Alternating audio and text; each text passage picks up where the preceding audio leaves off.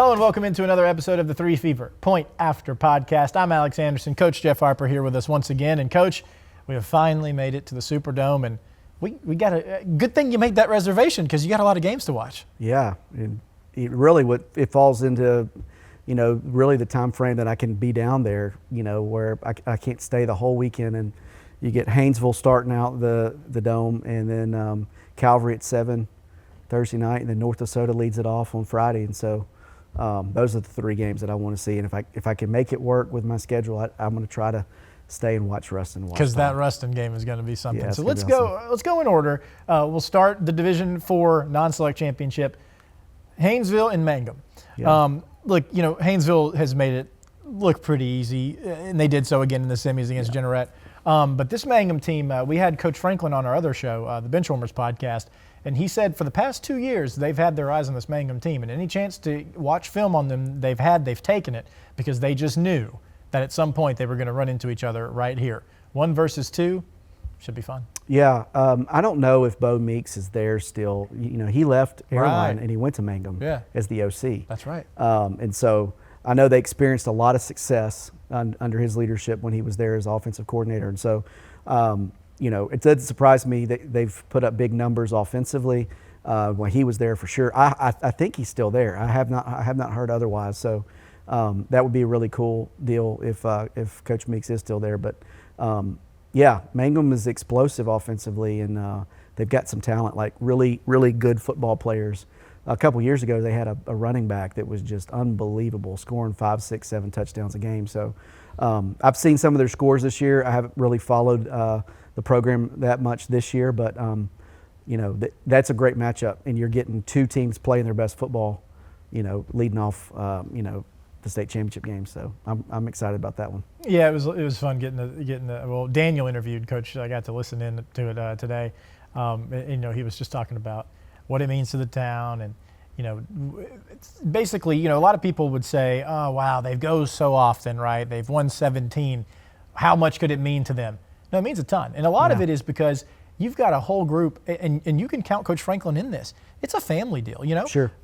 Just over 100 kids in that school, 40-something of them play football. and all of them got daddies, grandpa, uncles that probably went down to the dome and won one. Yeah, and they probably all, if you've seen, Friday Night Lights, they sit around and the dads, polish their rings. Yes. And I could just see that, in Haynesville, it's telling stories of the great years, but, it's like Haynesville doesn't have a large, chunk of years where they weren't competitive or making a run at the state championship. So I'm pulling for Haynesville, man. I'm excited that they're back down there.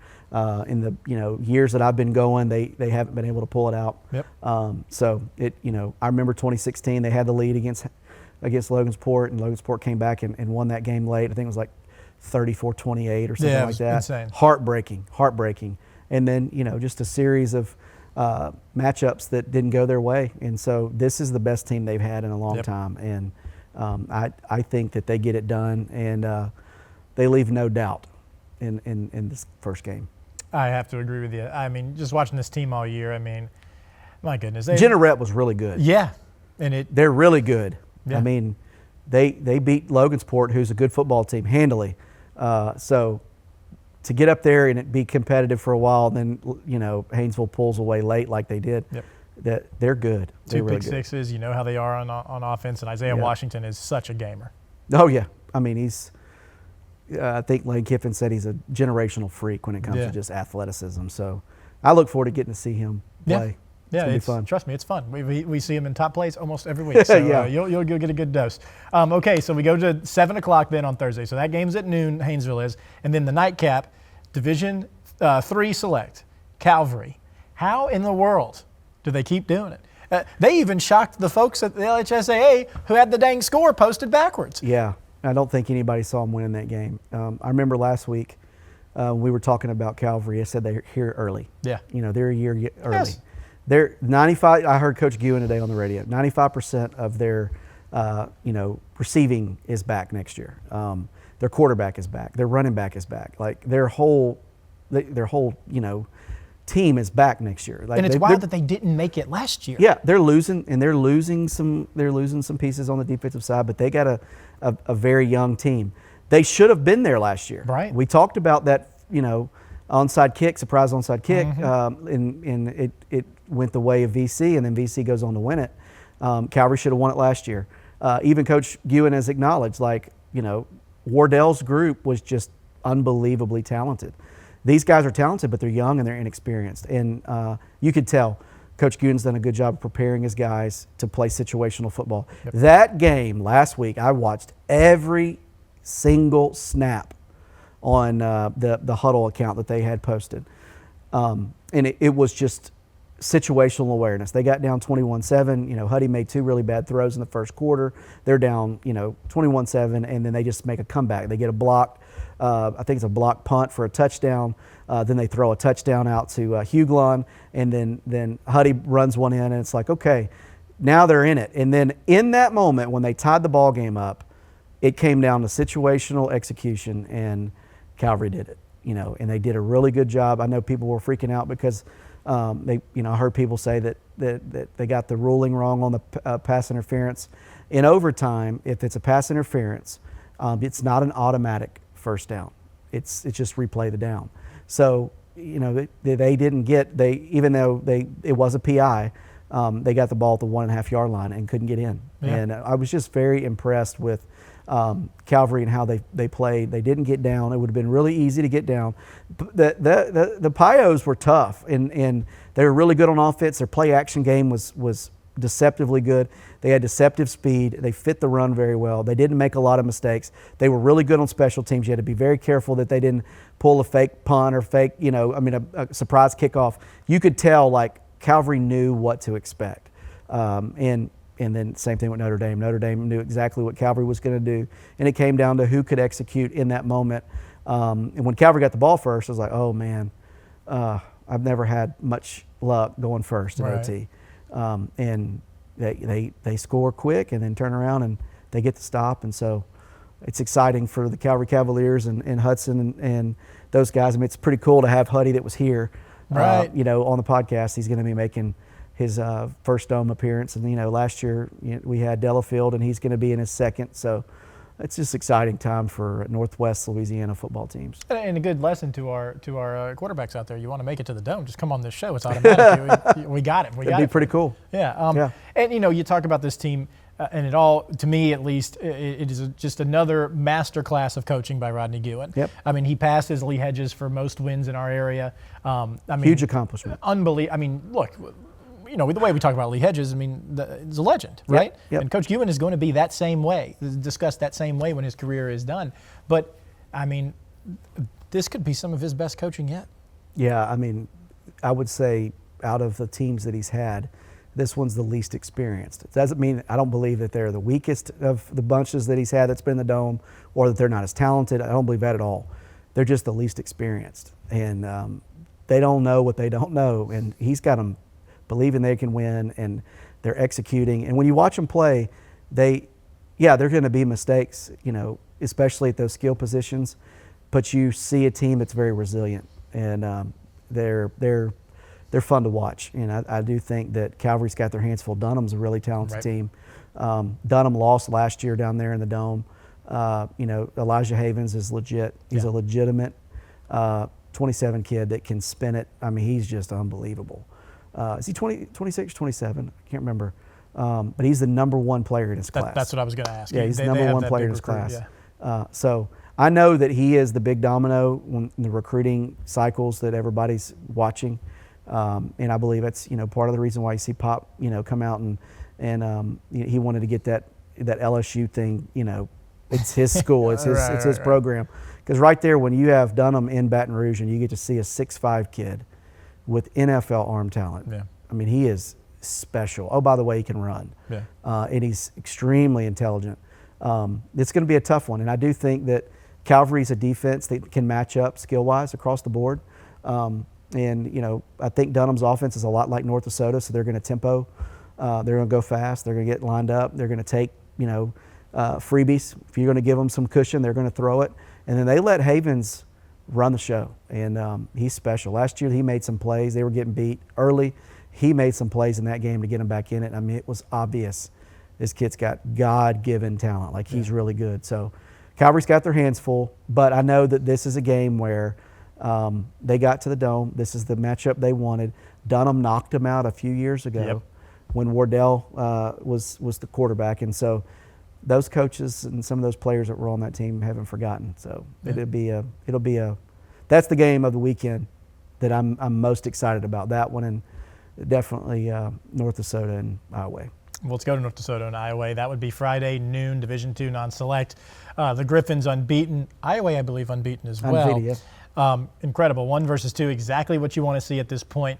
The Griffins, we talked about responding to adversity. We've talked about that's what you have to do this time of year. Look, they get hit in the mouth. They're down 14-0 in that game right off the bat to Plaquemine. And, maybe last year a little panic, right, when something didn't go their way. This year didn't see it at all. No, and I said it on this set last week. You did. Plaquemine's legit. Yeah. They were really good. It came down to the fact that they did, North DeSoto's play calling in the second half was really good, in the fact that they started running Luke. Oh, yeah. And Luke is not the guy that you're watching tape going, I wonder how we're going to stop Power Reed. It's not something he runs all the time. But when he does, they make it count. And he pulled one and housed it. And then all of a sudden, this momentum began to switch. He did not throw the ball well. Yeah. And I don't know if it was just the fact that their guys weren't creating separation, because I was watching on NFHS and you couldn't really tell. But it was one of those deals where you're like, okay, this is interesting, but they never flinched. And the defense rose up and made some stops. And, you can't turn the ball over in the playoffs. You just can't do it. Yep. You get behind. And both North DeSoto and Calvary turned the ball over with interceptions and still turned out victories. And that just says how good they are.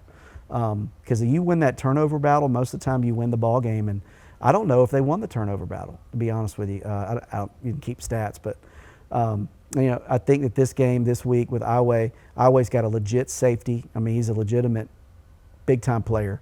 They got a good running back. They're big up front. They like to run the ball. That's really the name of the game. And North DeSoto struggled to stop the run last week. Yeah. I mean, it's one of the most sound defenses I've seen fit the run all year, and they just didn't make a lot of plays in the box until it mattered. Right. And then they got that momentum. But early on in the ball game, Plaquemine had a real big running back, which is running it down their throat, and it just got to the point where once they figured out how they were being schemed up, I thought the defensive staff for North DeSoto did a great job of adjusting. So Iowa, I think, is similar in that. I don't know if they're as athletic as Plaquemine. I thought Plaquemine was more athletic, bigger, and based off of the skill matchups, I thought they were faster than North DeSoto. So North DeSoto responded in every aspect, and I wasn't surprised. I still think they're the best team in 4A. You could make a argument that they could be the best in all classifications. Yeah. They're really good. They may not be as athletic as Edna Carr. They may not be as athletic as some of these other teams, but they're well coached, and they have the right people in the right places, and they make plays. Kenny Thomas is an absolute dog. That's exactly where I was going next. The Braden Latin kid is a dog. They just made unbelievable runs when there was nowhere to run, and breaking tackles and making guys miss, and never once let up. And so I'm excited for the North DeSoto Griffins. Not only am I excited because we're Northwest Louisiana, but they're in our district. And I respect their program, and I really respect what Coach Dunn's done, accomplished there at North DeSoto in such a short time. So I want to see them get it done and win it.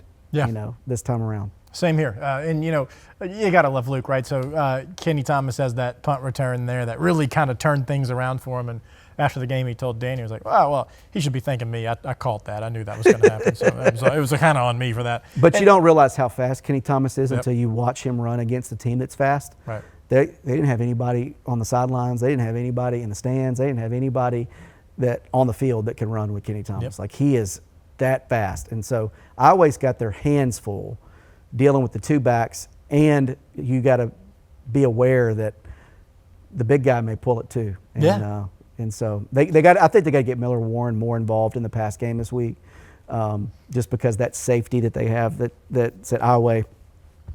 Supposedly he's like top in the state in tackles. Like he's really good. I think he's a McNeese commit, maybe. I don't know, but he's really good. So North Dakota's gone against talent every single week and come out on top. And so I expect nothing different than this week, and it being the last game of the season, the one that matters. Well, I hope you're right, and it does say a lot about Luke too to not having your best day throwing the ball, but you still find a way to make a huge impact, and he did. I mean, he was incredible. Whether it was running by people, running through people. Yep. I mean, he was awesome, and so hopefully we can see both sides of his game, because I think they'll need that in this game. I think it's going to be a tough one. But I think that I don't know if Iowa is as good as Plaquemine athletically. Right. And I could be wrong, but watching Plaquemine on tape, they're good. And I saw them before they played North Dakota, because they played West Feliciana, and they're really athletic and fast and big and physical. I'm talking real physical, and I thought North Dakota responded very well. So that's a matchup I'm really looking forward to watching, and I know that Iowa is really good, and they've beaten some good teams too. So it's like a clash of the Titans. Like I'm looking forward to it, but I do think that North Dakota is a better team. Well, I'm gonna side with you. We can be homers this time of year, which is always fun. Finally, for us, 12 noon Saturday, interesting game. Division I non-select, a rematch. Ouachita Parish, the 14 seed. We saw them play Parkway, getting another crack at Ruston when what was a one-score game in district play. Well, it was the same thing with Neville. Yeah. 1 point game, I believe. Yeah. So I think that the things that Ouachita does very well, especially on the defensive side of the ball, they're so big, they're fast, they're physical. Ruston is too. I do think that Montrell Connor, their QB, he makes it tough on defenses because he is explosive and he can run. Their running back is one of the best running backs in the state that no one's talking about. Like, he is legit, number 3. And then number 4, kid they have that plays DB and outside wide receiver, may be one of the fastest kids I've seen on the field all year. Oh. They've got the weapons. They've got a defensive-minded head coach. They're on this, this run right now where no one thought that they would be at this point, and all they've done is beaten number 6. And then I think Neville was number 1? 2. So like you've got, that's right, because Ruston won district. So you beat 6 and 2, and you beat them in their backyard. Yeah. And you beat them in, technically I don't think the Parkway game was as close as the score, but you win a game against Neville, in their backyard at home. They have all the momentum, and you beat them. And they blew out their opponent the previous week. So you cannot count Ouachita out. Right. And, I am not going to be the guy that's going to be on a podcast that people can play back and say, this guy's a clown. Like, listen to what this guy said. You better watch out. Ruston better watch out. Ruston's great. Oh, yeah. Ruston is great. And they are the alpha dogs in their district, and they're one of the top 2 teams in the state every single year.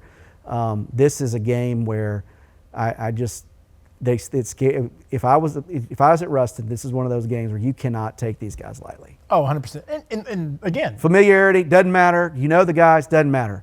These dudes are playing with this level of belief and momentum that it can beat anybody. I mean, they're athletic, and they got a kid that's being looked at by LSU, been looked at by Texas Tech, a couple other schools at defensive tackle. He's a game changer. He is a big son of a gun. So. That's the game that if I can stretch it and get my wife to want to stay, There's enough to do in New Orleans. There's plenty, but that one's to be in the last game. It's one of the last games. It's I could watch it on NFHS on the way home, is what my wife would say. But we have the room all weekend. We're at the Hyatt. We're right next to the Dome, so I really want to stick around and see that one, because that game is going to be 2 fan bases. Just barely separated from each other, 30 minutes down the road.